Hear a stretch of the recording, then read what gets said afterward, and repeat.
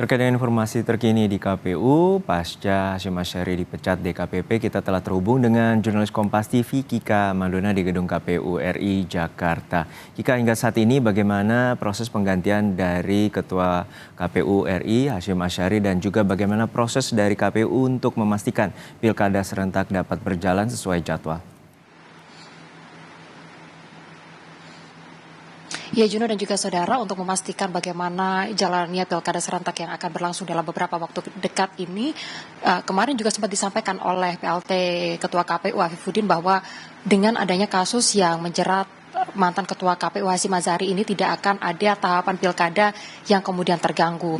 Namun bagaimana dengan penetapan Ketua KPU definitif selanjutnya pasca kemudian pemecatan yang dilakukan oleh DKPP kepada mantan Ketua KPU Hasyim Asyari, hingga saat ini kepres atau keputusan dari Presiden memang belum resmi ditandatangani, sehingga kita juga masih menanti bersama bagaimana jalannya proses penggantian dari PLT Ketua KPU menjadi Ketua definitif dari KPU RI. Dan untuk menanyakan lebih lanjut terkait dengan hal ini, di samping saya sudah ada komisioner dari KPU, Bapak Agus Melas.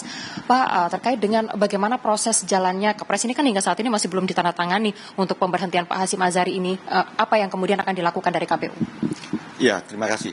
Jadi secara prinsip KPU tetap menjalankan roda organisasi sebagaimana mandat yang diberikan oleh undang-undang kepada kami. Oleh karena itu, misalnya dalam konteks merespon perkembangan-perkembangan yang ada, kami sudah tetapkan misalnya mandat pelaksana tugas Ketua KPU, Pak Afifuddin, dan kami juga lakukan konsolidasi organisasi, semua juga tetap dalam koridor dan komitmen melaksanakan perintah undang-undang. Termasuk salah satunya momen yang akan kita hadapi ke depan di akhir tahun 2024 tentang pelaksanaan pilkada serentak tahun 2024. Sampai saat ini, yang jelas program, tahapan, dan jadwal tetap berjalan sebagaimana mestinya, meskipun posisinya dihandle oleh 6 orang dengan Pak Afifuddin sebagai pelaksana tugas Ketua KPU. Artinya selanjutnya untuk sistem penetapan Ketua KPU nanti akan seperti apa, Pak? Ya, jadi gini, kalau kami tentu ini ada wilayah-wilayah yang wilayahnya KPU tentu terkait dengan tanggung jawab kami dalam menjalankan tugas ya, melaksanakan perhelatan pilkada. Kalau dalam konteks peraturan segala macam, segala kebutuhan itu tetap akan berjalan dengan baik dan kami akan pastikan itu. Tapi terkait dengan kepres pemberhentian dari Pak Hasyim Asyari itu nanti di Presiden. Nah, kalau kepresnya keluar tentu itu nanti akan berpengaruh pada tahap berikutnya terkait dengan pelaksanaan pergantian antar waktu, yang itu prosesnya di Komisi 2. Nanti setelah itu baru akan ada penetapan dilantik oleh Presiden untuk PAW-nya. Nah, kita tunggu saja. Yang pertama kepres pemberhentian, yang kedua nanti mekanisme PAW, dan itu wilayahnya bukan di KPU. Nah, nanti setelah ada pengganti definitif, tentu kami akan lakukan pleno untuk juga menentukan langkah-langkah organisasi, termasuk juga salah satunya dalam rangka menetapkan ketua secara definitif. Pada dalam waktu dekat ini kan kita akan menghadapi pilkada serentak di seluruh wilayah Indonesia. Artinya dengan adanya posisi yang saat ini diemban oleh Ketua KPU tapi PLT. Nah, ini apakah nanti akan mengganggu dengan tahapan pilkada yang akan berlangsung dalam waktu dekat ini?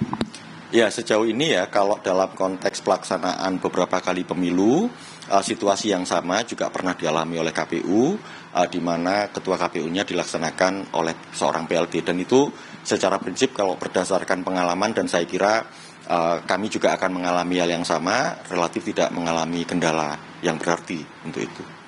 Artinya bisa dipastikan kalau tahapan pilkada akan berjalan sebagaimana terjadwal, Pak? Ya, yang jelas kalau kami sebenarnya gini, pelaksanaan tahapan pilkada itu sebagaimana disusun juga dalam program jadwal dan tahapan pelaksanaan pilkada oleh KPU. Dan mandat kami ya menjalankan tahapan-tahapan itu sesuai dengan tenggat waktu.